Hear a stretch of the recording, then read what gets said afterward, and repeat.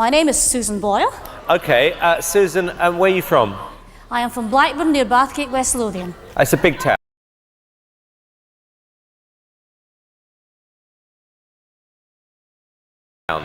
It's a sort of collection of, villages. Susan Boyle disappeared for 2 years after something terrible happened in 2022. But that wasn't the only secret she was hiding. Her own family had been tearing her apart for years over money.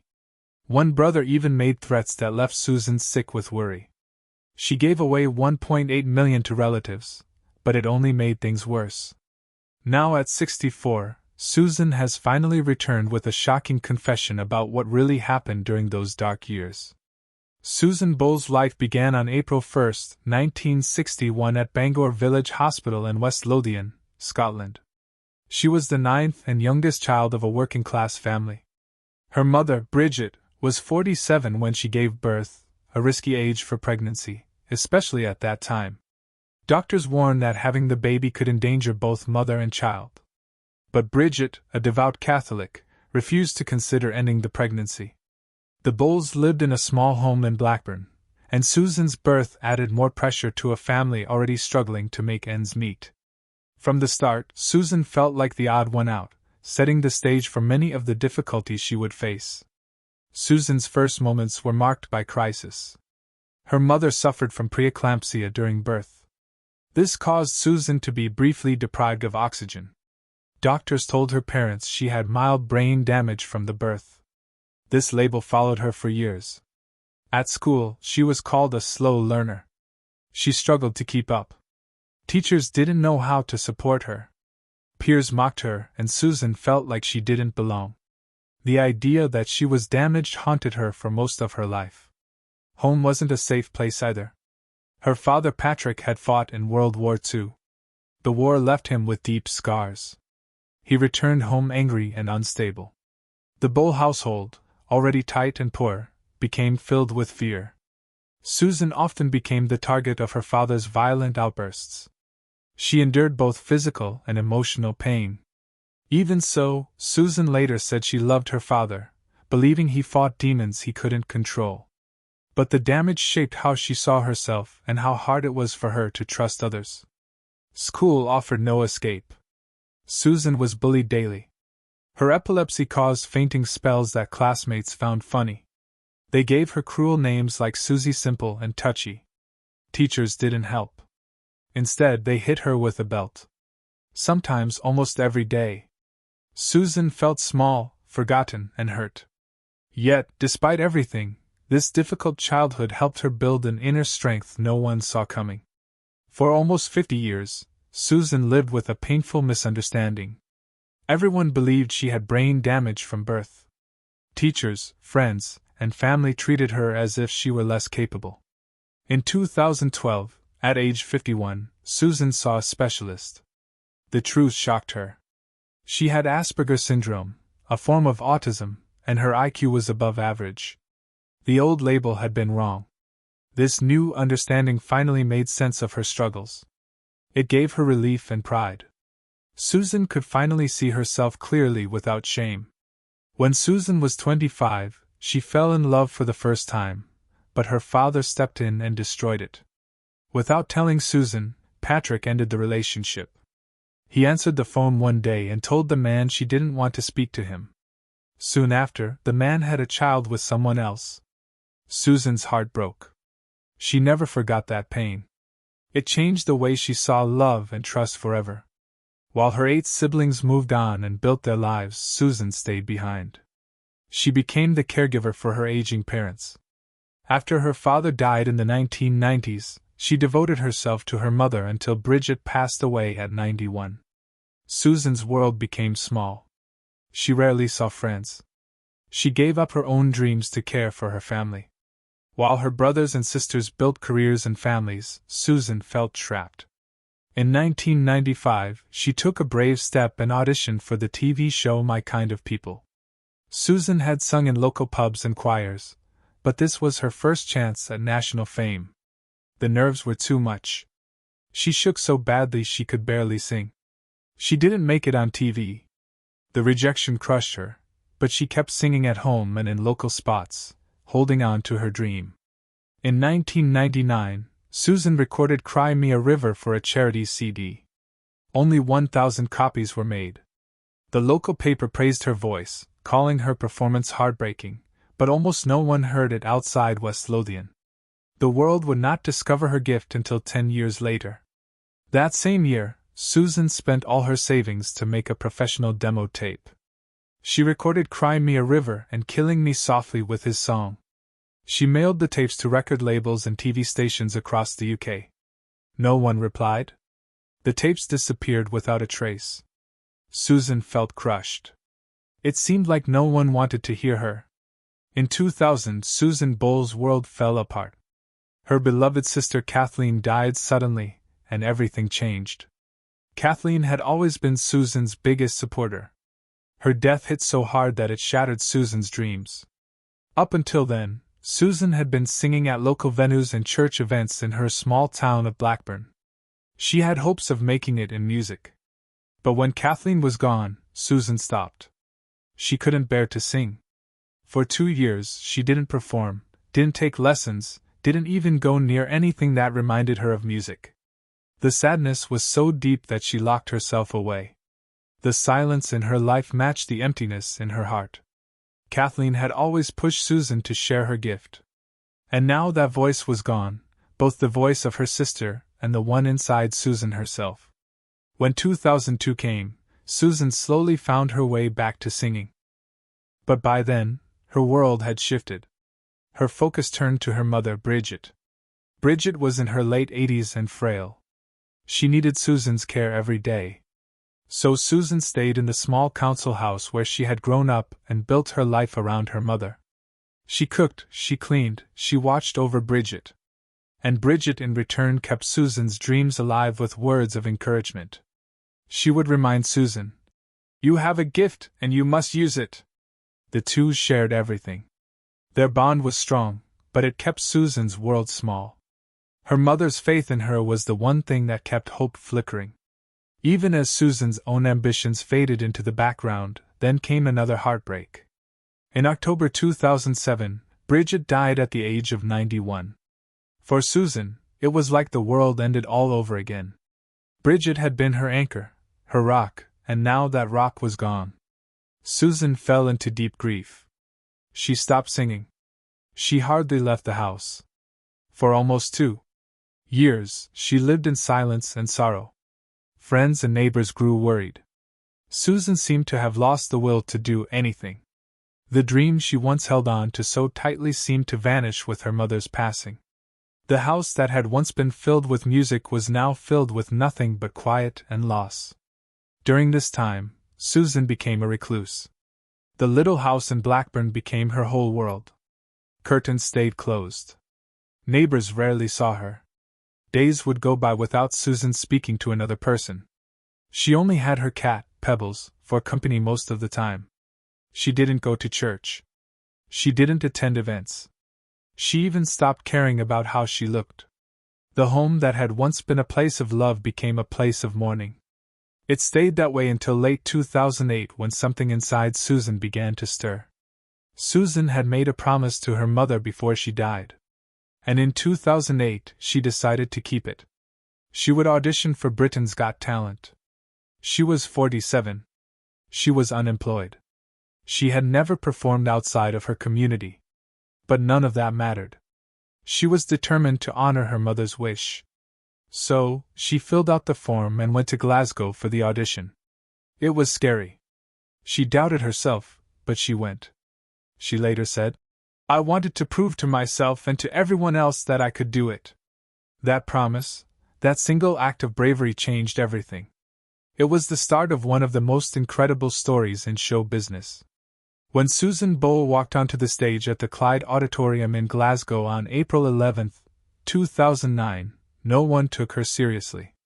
She was 47 years old, wore a plain gold lace dress, and had messy hair. People in the audience rolled their eyes. Some laughed. The judges, Simon Cowell, Amanda Holden, and Piers Morgan, looked at each other with disbelief. When Susan said she wanted to be as famous as Elaine Page, the room filled with sneers. Cameras caught people smirking and whispering. It felt like everyone had already decided she would fail before she even opened her mouth. Then Susan began to sing. I dreamed a dream from Les Miserables, and everything changed. The room went silent. Simon Cowell's jaw dropped. His eyes widened. Amanda Holden stared, amazed. Piers Morgan smiled in surprise. Within seconds, the judges went from doubtful to dazzled. When Susan reached the powerful part of the song, the crowd jumped to their feet. The applause was deafening. Simon later said he had never been so shocked on the show. That performance became a viral hit. Millions of people around the world watched the video and felt the same awe. The standing ovation that night didn't stop at the theater. By the next morning, clips of Susan's audition were all over the internet. Within a week, more than 25 million people had watched it on YouTube. In just 9 days, that number shot past 100 million. News outlets like CNN, BBC, and the New York Times reported on her. Susan Boyle's voice had touched people everywhere. What started as one performance in Glasgow became a worldwide sensation, reminding people that real talent can come from anywhere.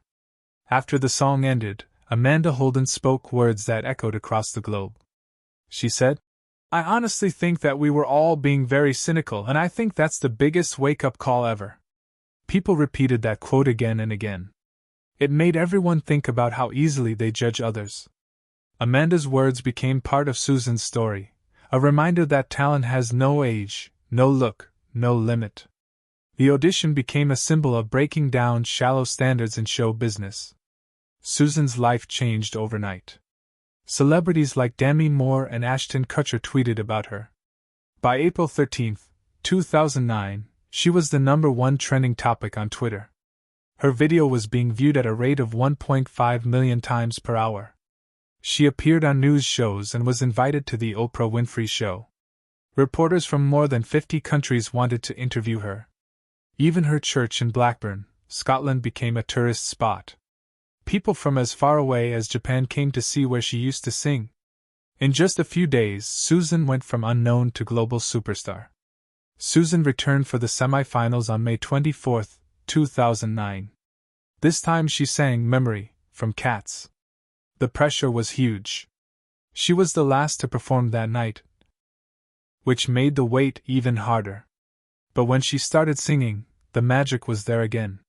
The audience cheered. Amanda Holden called it absolutely spellbinding. Susan got more votes than any other act that night. Her performance proved to the world that her first audition wasn't just luck. Before the final on May 30, 2009, Susan was the clear favorite. Bookmakers offered odds as short as 1.66. About 75% of all bets were on her.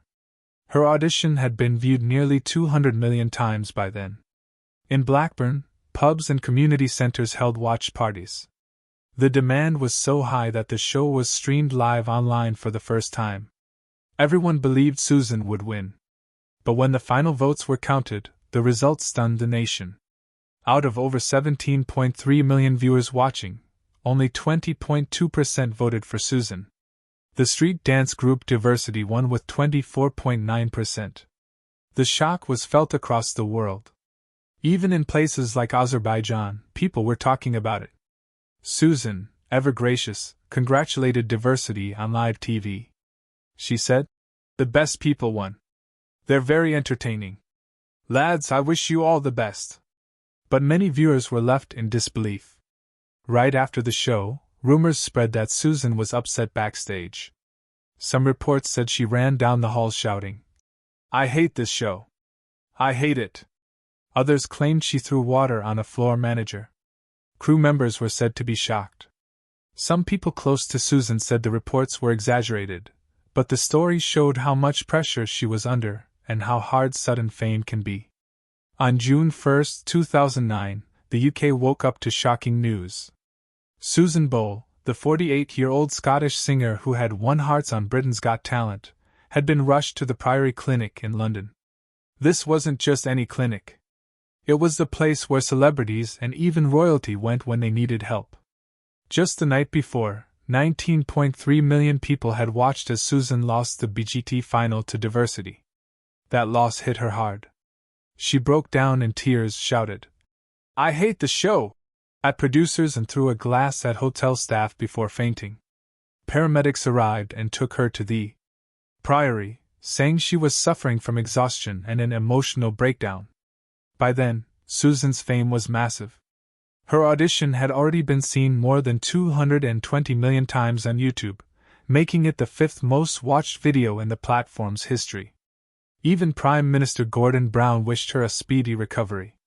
Newspapers filled their front pages with the story, calling it a warning about the price of overnight fame and the pressures of reality TV. The media didn't stop there. They flooded Susan's life with endless stories and questions about her mental health. Some reports went so far that even rival journalists called it inhumane. Reporters waited outside her home and bothered her family. Some were even sent on strange missions like pretending to propose to her just to see what she'd do. The Press Complaints Commission stepped in. They reminded editors that their code of conduct banned this kind of invasion of privacy, especially when it came to mental health. This moment became a key lesson in media ethics. It showed how dangerous and cruel press intrusion could be. Behind the scenes, Simon Cowell knew things had gone too far. For the first time, he offered to release a contestant from their tour contract. He told Susan's family he'd tear up the deal if that's what she wanted. "No one's going to force her into the recording studio. I'll do whatever Susan wants," he said. In the world of reality TV, this was unheard of. Usually, stars had no choice but to follow through with tours and promotions. Simon admitted later that this was one of the hardest weeks of his life.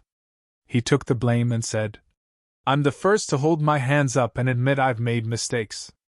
His offer changed how the industry thought about looking after its stars. Everyone expected Susan to be in the clinic for a long time. But just 3 days later, on June 4, 2009, she left. She shocked the public by announcing she joined the BGT tour. After all, her recovery seemed almost impossible. She spoke later about how scared she had felt in the clinic. There were no phone calls, no TV. She felt alone and unsure of herself. For 2 days, she doubted everything. But in the end, she realized she was just exhausted and needed rest. Her decision to come back was seen as a sign of great strength. Her family and fans stood by her, ready to support her return. Susan didn't just come back. She amazed everyone. She performed at 20 out of the 24 BGT tour dates. She sang in cities like Aberdeen, Edinburgh, Dublin, Sheffield, Coventry, and Birmingham. Crowds gave her standing ovations. Reporters said she looked like a seasoned performer. The tour was a huge success, both for the fans and for Susan herself. Susan Boyle's rise to fame felt like something out of a fairy tale. When she released her debut album, I Dreamed a Dream, on November 23, 2009, no one in the music world was ready for what happened next. In just 1 week, she sold 400 Nathalow's 820 copies in the UK. That broke the record set by Leona Lewis's Spirit. In fact, she outsold the entire rest of the UK top 5 combined. But the shock didn't stop there. In the US, she sold 701,000 copies in her first week. That made it the biggest debut by a solo female artist since SoundScan began tracking sales in 1991. Globally, the album crossed 2 million copies in its first week. By the end of 2009, Susan had sold over 10 million copies worldwide. That was more than Eminem, Rihanna, or Lady Gaga managed that year. The demand was so wild that Amazon named it the most pre-ordered album in their history. Some stores couldn't even keep it on their shelves. What made this even more amazing was that just months before, Susan had been an unknown volunteer from a Scottish church. Her success didn't stop with that one album. In less than 2 years, she became the first woman in UK history to have 3 consecutive albums debut at number 1. I Dreamed a Dream in 2009, The Gift in 2010, and Someone to Watch Over Me in 2011 all shot straight to the top. Only legendary acts like the Beatles and the Rolling Stones had done anything like it before. And Susan did it at 48 without years of grooming or training by the industry. The gift even topped the charts in both the UK and US at the same time. She was the first female artist ever to achieve that. Her rise showed that talent could break every rule the industry believed in. The money that followed was just as staggering. In her first year, Susan earned $5 million. Today that would be about $8.5 million. Before all this, she lived in council housing in Blackburn, West Lothian, and got by on disability benefits. By the end of 2009, her debut album alone had brought in over $9.5 million in sales. Her net worth soon reached between $35 million and $40 million. The world was fascinated by how a woman from a small Scottish town became one of the highest-earning artists on earth in just a year. In 2012, Susan had a moment that felt like the peak of it all. On May 13th, she sang Mull of Kintyre at Windsor Castle for Queen Elizabeth II Diamond Jubilee. The pipes and drums of the Royal Scots Dragoon Guards backed her as millions watched on television. Just 3 years after her Britain's Got Talent audition, she was singing for the Queen. The applause was overwhelming. She even met the Queen after the performance. For many people, it proved that Susan had become a true national treasure. By 2021, Susan had sold over 25 million records around the world. Her first album made up 10 million of that, but her later albums kept selling well too. Her records went multi-platinum in the US, UK, Australia, Japan, and New Zealand. I Dreamed a Dream hit 4x platinum in the US and 7x platinum in the UK. She outsold many pop stars with much longer careers. And she did it all without a big label push before her breakthrough.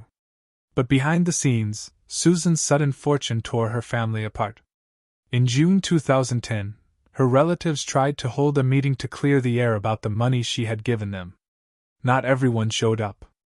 The absences deepened old tensions and split the family into two camps. Susan felt trapped between them. She even blamed herself for the fallout, telling her brother Jerry, "I'm the bad one. It's all my fault." Then in 2013, things got worse. Reports came out that Jerry had threatened suicide unless Susan gave him $50,000 to save his business. Susan handed over the money, feeling she had no choice. She was sick at the time, battling a viral infection and tonsillitis. Jerry later denied making any threats, but the damage was done. The family's trust was broken even further. Susan made matters worse by lying to other relatives. She told them Jerry had blackmailed her because she couldn't bear to tell the truth. When Jerry confronted her, she broke down and admitted she had made up the story. She just wanted to stop the fighting. But the lie only deepened the wounds. Things reached a breaking point in 2015 when Susan gave a relative a large cash gift. When the relative didn't thank her, Susan became upset and tried to reach out. Her messages were seen as harassment, and the police got involved. They visited her and asked her to stop contacting the person. The incident highlighted how much pressure Susan felt from her fame and family troubles. Over the years, she had given around $1.8 million to relatives. In 2010 alone, she handed $55,000 to each sibling, plus $55,000 to her nephew, Alan, for a business that never took off. She funded another niece's photography business with $45,000. She paid for maternity packages and gave jobs to family members. Her niece Kirsty even got 5% of profits from her first 2 albums. But instead of bringing the family closer, the money drove them further apart. Susan Boyle's life took a dramatic turn in December 2013. At the age of 52, she found out something that changed everything. For decades, she had believed she had a learning disability. Doctors at her birth had even said she was brain damaged because of complications. But after all those years of confusion and struggle, the truth came out.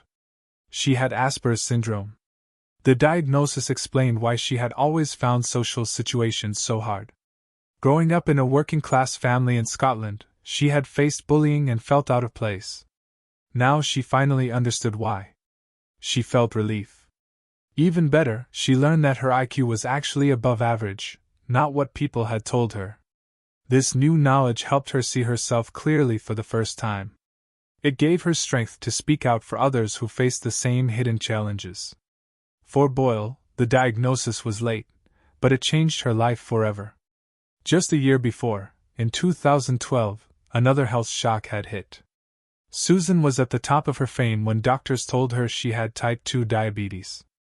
It meant she had to change how she lived or risk losing everything, including her singing career. She gave up her beloved sweets and cakes. She started eating healthy and exercising. By 2016, she had shed 28 pounds. By 2018, the total loss was 50 pounds.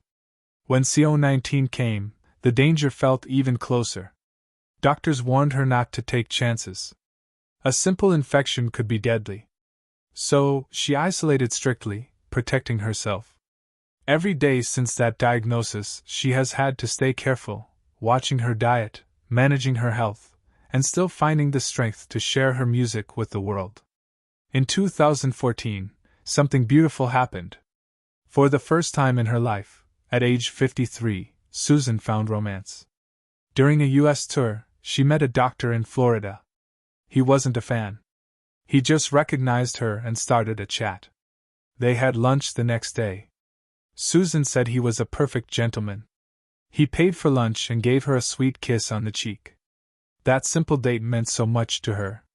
She had once admitted that she had never even been kissed. The doctor's name stayed private. Her team had panicked when she went missing, afraid she had been taken. But she was safe. And for Susan, the moment showed that it was never too late for new experiences. Even after so many years of loneliness, money never changed Susan Boyle's simple ways. Even after earning $22 million to earn through records and tours, she stayed grounded. She lives in the same modest house where she grew up, which she bought for $65,000. Later, she bought the house next door for $111,000 to have more space. Her spending stayed small. She allowed herself just $300 to $500 a week. She shopped for groceries herself and avoided luxuries. Her biggest treats were a fur coat, a piano, and a bike she barely used. Money, she said, was like water in a desert. It runs out. She focused on safe choices like property and music projects, not wild spending.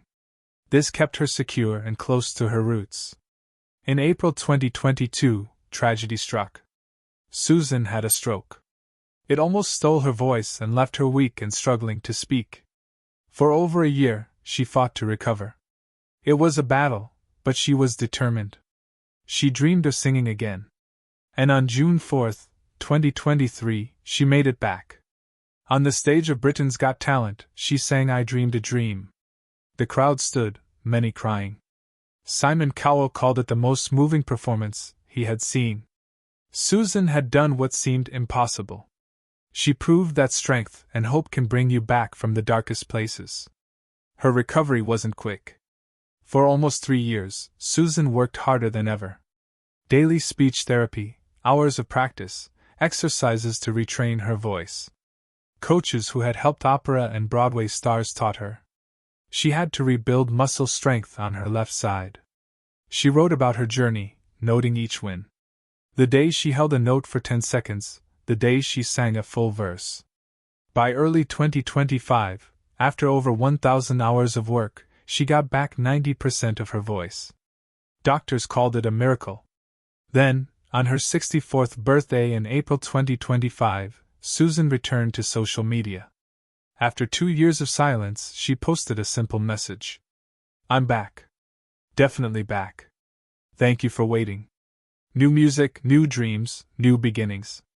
500,000 likes, 50,000 comments. She shared news of her upcoming projects, a documentary, a charity single, and live shows. She showed glimpses of her recovery, of her first vocal exercises, of joyful reunions with her team. It wasn't just a return. It was a promise. Susan Boyle was not done. She was ready to inspire the world once more.